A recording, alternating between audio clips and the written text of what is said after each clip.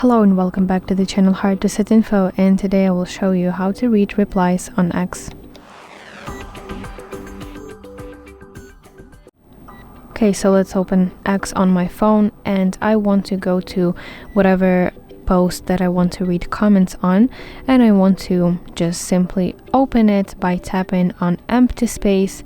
And what I mean by saying that I tap on empty space, you don't have to tap on the photo because it will simply open the picture, and you want to tap right here at the top.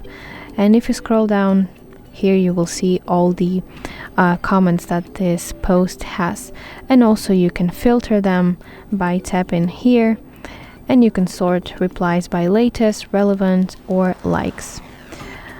Yes, and if you want to read your replies on X, then you have to tap your profile picture at the top left and go to your profile, and here you can see several tabs such as post replies, highlights, videos, etc. And you want to go to replies tab, and here you will see all your replies. So that's basically it. I really hope that you find this video helpful, and if so, please like it and subscribe to our channel for more content like this.